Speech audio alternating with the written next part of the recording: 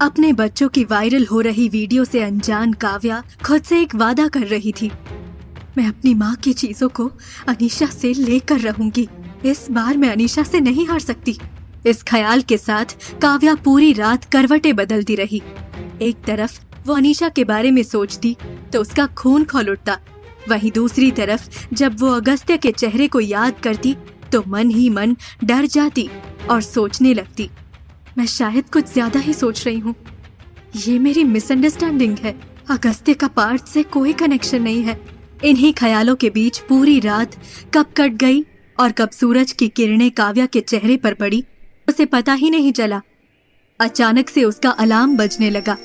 काव्या उठकर बैठ गई और मिनी और पार्थ को उठाते हुए बोली, चलो जल्दी से उठ जाओ दोनों, आज आप दोनों को एडमिशन के लिए स्कूल जाना है। बचपन से ही पार्थ ने कभी भी काव्या को परेशान नहीं किया था, इसलिए काव्या की एक आवाज पर पार्थ उठकर बैठ गया और एक्साइटेड होते हुए बोला, आज बहुत मजा आएगा मम्मा, फाइनली हमें न्यू स्कूल जाने को मिलेगा। पार्थ तो उठ गया था, लेकिन मिनी अभी भी चुपचाप सो रही थी।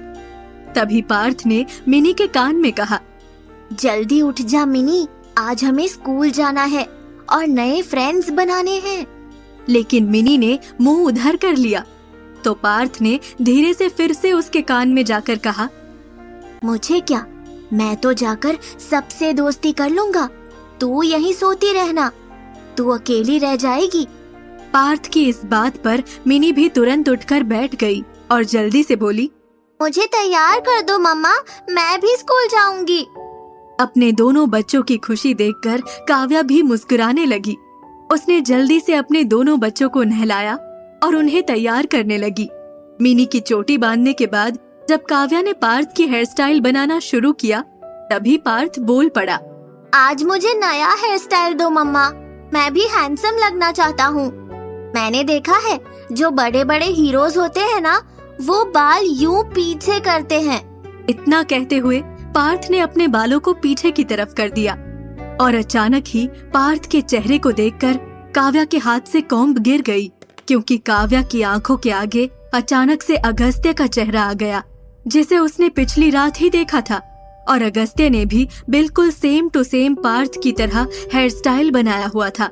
बाल पीछे करने की वजह से पार्थ एकदम अगस्त्य की तरह लग रहा था।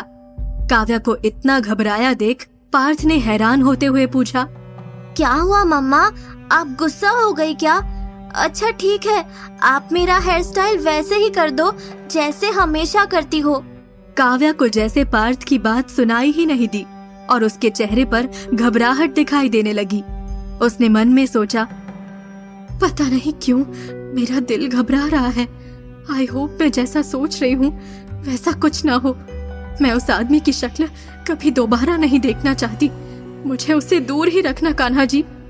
ये सोचते हुए काव्या ने कसकर पार्थ को अपने गले से लगा लिया। पार्थ को भी कुछ समझ नहीं आया, लेकिन उसने भी कुछ नहीं कहा। फिर काव्या दोनों बच्चों को तैयार कर और उन्हें ब्रेकफास्ट देने के बाद सीधा माया आंटी के पास गई। इतनी सुबह सुबह काव्या को अपने रूम में देखकर माया ने पूछा, क्या हुआ काव्या, सब ठीक तो है ना बेटा? हाँ सब ठीक है आंटी, बस मैं आपके पास एक छोटी सी रिक्वेस्ट लेकर आई हूँ। कैसी रिक्वेस्ट बेटा, बताओ ना। काव्या को इतना परेशान देख माया भी थोड़ा परेशान हो गई थी। काव्या ने उनके पास जाते हुए कहा, आंटी आपको मुझसे प्रॉमिस करना होगा कि आप कभी भी किसी को पार्थ और मिनी के बारे में नहीं बताएंगी। किसी को नहीं बताएंगी कि वो दोनों मेरे बच्चे हैं। काव्या की ये बात सुनकर माया थोड़ा हैरान हो गई और उसने पूछा, लेकिन तुम ऐसा क्यों चाहती हो? इसमें छुपाने वाली बात क्या है? और तुम्हें तो प्राउड फील करना चाहिए कि तुम्हारे इतने प्यारे से दो बच्चे हैं जिन्हें तुम अकेले पाल रही हो, वो भी इतने अच्छे से। काव्या ने एक लंबी सांस भरते हुए कहा, आप जो कह रही हैं वो सच है आंटी। मेरे बच्चे मेरी स्ट्रेंथ है, मेरे जीने का सहारा है, लेकिन कभी कभी आपकी स्ट्रेंथ आपकी कमजोरी बन जाती है। माया काव्या की ऐसी बातें सुनकर बहुत बेचैन हो गई थी। मैं कुछ समझी नहीं काव्या, तुम कहना क्या चाहती हो? साफ साफ कहो ना। काव्या ने उनकी आंखों में देखते हुए कहा, आप तो जानती हैं, अनीशा बचपन से मेरी कमजोरियों का फायदा उठाकर मुझे हराती आई है। अगर उसे पता चल गया कि मेरे 2 बच्चे हैं तो वो मुझे दुख देने के लिए उनको नुकसान पहुंचा सकती है। कहते कहते काव्या का गला भर आया और माया को सब समझते देर ना लगी। उन्होंने कहा, तुम सही कह रही हो काव्या, हमें ये बात छुपा कर ही रखनी चाहिए।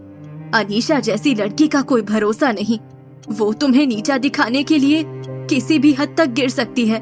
तुम बेफिक्र रहो, मैं ये बात किसी को नहीं बताऊंगी। Thank you aunty. इतना कहते हुए काव्या कमरे से बाहर निकलने ही वाली थी, तभी माया ने उसे रोकते हुए कहा, सुनो बेटा, ऐसा करो तुम अपने इंटरव्यू के लिए निकल जाओ। बच्चों को स्कूल लेकर मैं चली जाऊंगी, मैं उनके एडमिशन की बात कर लूंगी। माया की इस बात पर काव्या ने उन्हें गले से लगा लिया और बोली, थैंक यू आंटी, और कितना एहसान करेंगी आप मुझ पर। ऑलरेडी इस घर में जगह देकर आपने बहुत बड़ा एहसान किया है मुझ पर। माया ने प्यार से काव्या का सिर सहलाते हुए कहा, खबरदार जो ऐसी बात की तो, माँ भी कभी अपने बच्चों पर एहसान करती है भला। चलो अब जल्दी इंटरव्यू के लिए निकलो।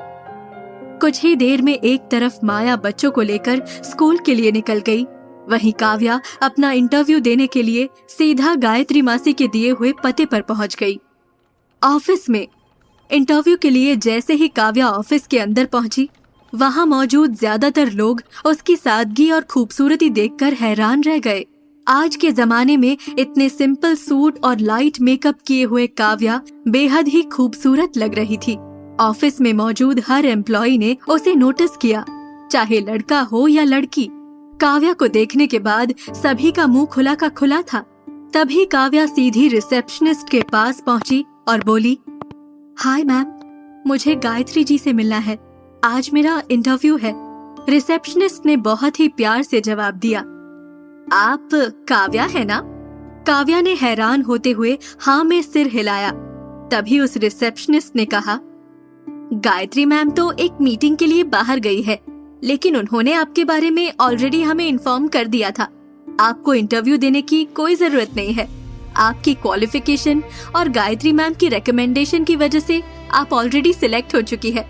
कांग्रेचुलेशंस। रिसेप्शनिस्ट के मुंह से इस खबर को सुनकर काव्या काफी ज्यादा खुश हो गई। उसके चेहरे पर एक बड़ी सी मुस्कान आ गई और उसने एक्साइटेड होते हुए कहा, thank you so much ma'am. You are welcome. आप इस फॉर्म को फिल करके बाकी सारी फॉर्मेलिटी पूरी कर दीजिए। आप कल से ही हमारे ऑर्गेनाइजेशन को ज्वाइन कर सकती हैं। काव्या ने जल्दी से रिसेप्शनिस्ट के हाथ से फॉर्म लेकर सारी फॉर्मेलिटीज पूरी कर सारे डॉक्यूमेंट्स दिए और खुशी से ऑफिस से बाहर निकली। जॉब मिल जाने की खुशी में काव्या काफी खुश थी और लिफ्ट का इंतजार कर ही रही थी कि तभी अचानक से लिफ्ट आ गई। लेकिन जैसे ही लिफ्ट खुली, सामने खड़े शख्स को देखकर काव्या के चेहरे की मुस्कान 2 पल में ही गायब हो गई। सामने खड़ा आदमी कोई और नहीं, अगस्त्य राठौर था, जो अपनी एक बहुत ही इम्पोर्टेंट डील करने के लिए अपने असिस्टेंट के साथ तेजी से जा रहा था। लेकिन जैसे ही अगस्त्य ने अपने सामने काव्या को देखा, उसके कदम ठहर गए। अगस्त्य एकटक काव्या को घूरते हुए देखने लगा। वहीं काव्या ने अगस्त्य को पूरी तरह से इग्नोर कर दिया और लिफ्ट के अंदर चली गई। जैसे ही लिफ्ट बंद हुई, काव्या मन में सोचने लगी, इतनी खुशी के मौके पर मैंने किसका चेहरा देख लिया? क्या कान्हा जी, सुबह ही प्रे किया था मैंने कि मुझे इस आदमी की शक्ल दोबारा मत दिखाना, लेकिन आपका तो मुझसे पुराना बैर है। जहां एक तरफ काव्या ऊपर वाले से शिकायतें कर रही थी, वहीं अगस्त्य अभी भी लिफ्ट के बाहर गुस्से में खड़ा हुआ था। तभी अगस्त्य के असिस्टेंट आलोक ने कहा, क्या हुआ सर, हम मीटिंग के लिए लेट हो रहे हैं, क्लाइंट कब से हमारा वेट कर रहे हैं। वो सब हो जाएगा, लेकिन ये बताओ कि ये लड़की यहाँ क्या कर रही है? कौन सी लड़की सर? जो अभी लिफ्ट में गई है। मुझे इसकी पूरी इंफॉर्मेशन चाहिए कि ये मेरे ऑफिस में क्या कर रही थी। अगस्त्य के ऑर्डर पर आलोक ने सिर हिलाया और वो काव्या का पता लगाने के लिए आगे बढ़ गया।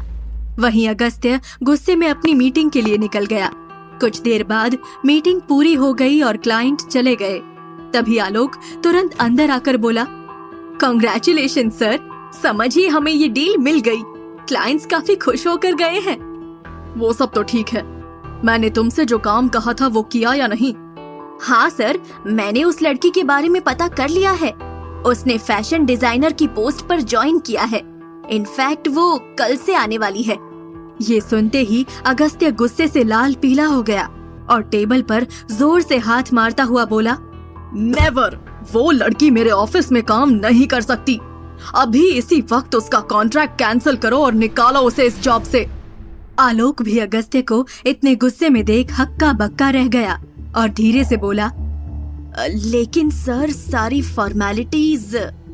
इससे पहले कि आलोक अपनी बात पूरी करता, अगस्त्य चिल्लाते हुए बोला, जितना कहा है उतना करो। अगस्त्य के इस भयानक रूप को देखकर आलोक सीधे सिर हिलाते हुए बाहर चला गया। एक तरफ अगस्त्य ने काव्या को जॉब से निकलवाने के लिए ऑर्डर दे दिए थे, वहीं दूसरी तरफ अपनी जॉब मिल जाने की खुशी में काव्या बेकरी जाकर बच्चों के लिए कुछ पेस्ट्री खाने को खरीद रही थी। कल मिनी ने कहा था कि उसे आइसक्रीम चाहिए। आइसक्रीम के साथ पेस्ट्रीज देखकर तो वो बहुत खुश हो जाएगी। काव्या दिल खोलकर सामान खरीद रही थी और मन ही मन सोच रही थी, अब फाइनेंशियली सारे इश्यूज सॉल्व हो जाएंगे। काफी अच्छी सैलरी है। अब मैं अपने बच्चों की देखभाल अच्छे से कर पाऊंगी। उन्हें किसी चीज की कमी नहीं होने दूंगी। इतने सारे ख्यालों के साथ काव्या ने खूब सारी पेस्ट्रीज, डोनट्स, आइसक्रीम खरीद लिए और वो जैसे ही पेमेंट करने के लिए कैश काउंटर पर पहुंची, तभी अचानक उसका फोन बजने लगा। अपने फोन पर नया नंबर देखकर काव्या ने फोन उठा लिया। तभी दूसरी तरफ से आवाज आई, हेलो मैम, मैं राठौर इंडस्ट्रीज से बात कर रही हूँ। हाँ जी कहिए, कोई फॉर्मेलिटी रह गई है क्या? नहीं ma'am, I am sorry to inform you, लेकिन आपको डिस्क्वालीफाई कर दिया गया है। जैसे ही काव्या ने ये खबर सुनी, उसके हाथ से सारा सामान छूटकर जमीन पर गिर गया। उसके हाथ पैर ठंडे हो गए। इससे पहले कि वो कुछ सोच समझ पाती, सामने से एचआर ने फोन काट दिया और काव्या फोन पर हेलो हेलो चिल्लाती रह गई। इतनी जल्दी काव्या के सजे हुए ख्वाब टूट जाएंगे, उसने सोचा नहीं था। इतनी बड़ी खबर सुनने के बाद काव्या बेसुध सी हो गई। उसे समझ नहीं आ रहा था कि वो करे क्या। तभी फिर से काव्या का फोन बजने लगा। इस बार फोन की स्क्रीन पर गायत्री का नाम आ रहा था। काव्या ने जैसे ही फोन उठाया, उसने तुरंत घबराते हुए कहा, मैं आपको ही कॉल करने वाली थी मासी, आपको पता है? गायत्री ने काव्या को बीच में ही रोकते हुए कहा, मुझे सब कुछ पता है काव्या, लेकिन ये सब हुआ कैसे मुझे भी समझ नहीं आ रहा है। गायत्री आगे कुछ बोल पाती उससे पहले ही काव्या ने रोते हुए कहा, आखिर क्या गलती हो गई मुझसे जो मुझे जॉब से निकाल दिया गया। इतना कहते हुए काव्या बिलख कर रोने लगी और आसपास मौजूद लोग भी उसे हैरान नजरों से देखने लगे।